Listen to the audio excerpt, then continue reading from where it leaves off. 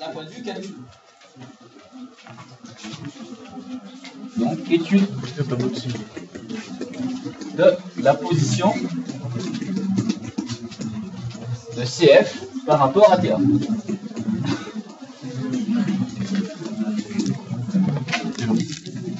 Donc, je vous propose une rédaction. Je veux dire, on pourrait très bien en imaginer une autre, mais c'est juste pour que vous compreniez bien toutes les phases de la réflexion. Étudier la position d'une courbe par rapport à une autre, comme je viens de vous l'illustrer juste à l'instant, c'est se poser la question, Bastien, quand est-ce que la courbe est au-dessus ou en dessous de la deuxième, de la tangente, donc ici de la droite. Donc, il faut qu'on fasse un choix. On va regarder soit quand est-ce que la courbe est au-dessus, ou soit quand est-ce que la courbe est en dessous de l'autre. Donc, je vais commencer par une interprétation, parce que ce problème-là, il est trop épineux pour moi à résoudre, en dehors d'une observation graphique. Donc, dire que CF est au-dessus. Mais quand j'ai dit au-dessus, j'aurais pu mettre en dessous, c'était pareil.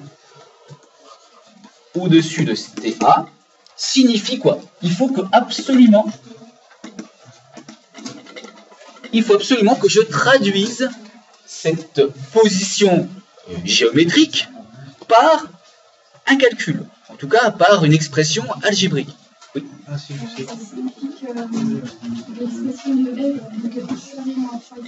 Voilà, l'expression de f, c'est f de x. Alors supérieur ou égal, peu importe.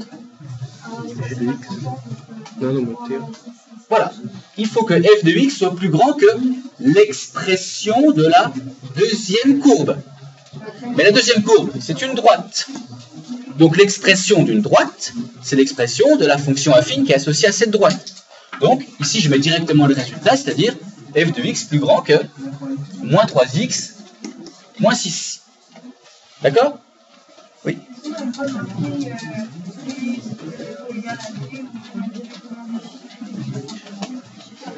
Oh, moi, je pense qu'il ne faut pas trop perdre de temps non plus.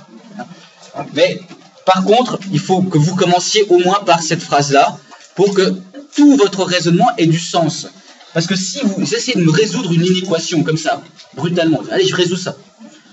Ben, ça ne veut pas dire grand-chose. Vous allez résoudre une équation, puis à la fin, qu'est-ce que vous en ferez de votre résultat? Vous n'en savez rien. Après, vous allez vous dire, mince, c'est au-dessus, c'est en dessous, vous ne savez pas. Alors que là, vous allez forcément savoir parce que vous avez dit clairement. Je regarde quand est-ce que CF est au-dessus. Si j'avais mis en dessous, qu'est-ce que j'aurais fait? J'aurais dû changer de sens, mais ça changeait tout. C'était inférieur ou égal, et après, j'aurais fait une autre étude. Pas très différente de celle qu'on va faire là, mais c'est une autre étude. Donc c'est pour ça qu'il est important déjà de commencer par j'interprète le fait que CF soit au-dessus ou en dessous de T. Oui. On va être strictement, mais regardez l'inégalité large parce qu'avec la tangente, ça va être égal. Alors maintenant, ce problème géométrique est traduit par une inégalité. Et donc, comme ma question est pour quelle valeur de x cela se produit, je cherche donc à résoudre. Voilà. On résout donc. On va résoudre l'inéquation. Alors, je vais l'appeler I par exemple. L'inéquation I. Parce que mon problème, c'est se poser la question pour quelle valeur de x cela se produit.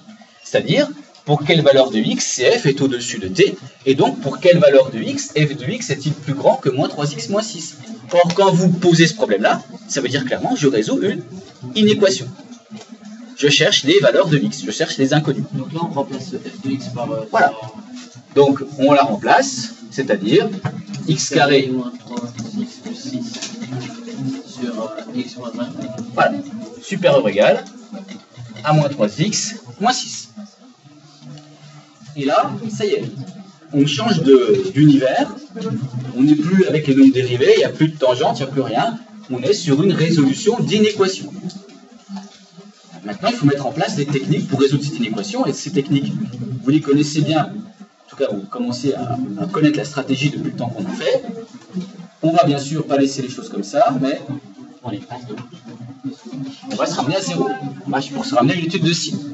Donc, cette inéquation-là est identique au niveau des solutions à celle-ci. Alors attention, oui. Je transpose, c'est-à-dire que je vais ajouter 3x et je vais ajouter 6 pour avoir 0 ici. Ok? Donc, le fait que j'ajoute ne change pas le sens de l'inégalité. Par contre, je vais avoir plus 3x, plus 6, supérieur ou égal, je fais exprès, 0. Et donc, encore une fois, on applique cette astuce de se ramener à 0 parce que cela nous permet d'étudier un signe et c'est beaucoup plus simple. Alors maintenant, comment on se débrouille? Je veux étudier un signe, or comme je vous l'ai dit, il n'y a que 4 cas dans lesquels on étudie un signe: expression du premier degré, deuxième degré, produit, quotient. Voilà. Donc, ça, c'est ni l'un ni l'autre. Donc qu'est-ce qu'il faut faire? On se ramène à un quotient en utilisant la réduction, même dénominateur. Donc ça, c'est pour se ramener à un quotient, parce qu'on sait étudier le signe d'un quotient. Donc bien sûr, le dénominateur commun ici, c'est x-1. J'ai le droit de multiplier par x-1, puisque je rappelle que x n'est pas égal à 1, donc x-1 n'est pas égal à 0. Tu fais 6 plus 6, 0. Alors attention, on multiplie tout par x-1. Mais est-ce que tu peux multiplier par la quantité conjugée, ou c'est le dénominateur, et ensuite on fait le signe directement de la une quantité. Ah, alors ça c'est le problème qu'a soulevé Thomas tout à l'heure. Je vais y revenir. Mais par exemple, on pourrait effectivement alléger les calculs, mais dans ce cas-là, en étant très prudent sur la multiplication qu'on effectue, c'est-à-dire sur le signe du produit, du facteur. Parce que là, si tu veux multiplier par x-1, tu as le droit, mais x-1, il n'est pas toujours supérieur à 0. S'il est supérieur à 0, tu vas garder le sens de l'inégalité comme celui-ci. S'il est inférieur à 0, tu vas changer le sens. Donc en fait, ce cas-là va te ramener à deux inéquations à résoudre. Le cas où x est plus grand que 1, parce que x-1 dans ce cas-là est positif, et le cas où x est plus petit que 1, dans ce cas-là x-1 est négatif. Là, si on compte sur deux inéquations différentes, on dirait quasiment directement. Bon, on va voir la réponse, mais attention, ton inéquation sera conditionnée pour des valeurs de x, pour les premières plus grandes que 1 et pour la deuxième plus petite que 1. Et si tu trouves un résultat qui est 5 alors que tu regardais quand x est plus petit que 1, 5 ne fait pas partie des solutions. Donc l'avantage de ça, c'est qu'au moins on ne se pose pas cette question-là. Le fait de réduire mon dénominateur ne change strictement rien sur le sens de mon inégalité, c'est un problème d'écriture d'une expression. Alors, on réduit ça correctement, ça nous fait x carré moins 3x plus 6, alors maintenant on est 12 sur x moins 1, plus, je développe les deux facteurs, 3x carré moins 3x, alors on va y aller, moins 3x plus 6x plus 3x moins 6. Voilà. Bon, vous pouvez faire cette inéquation-là est identique à résoudre une autre inéquation qui est 4x carré moins 3x plus 6 moins 6 sur x moins 1 supérieur ou égal à 0.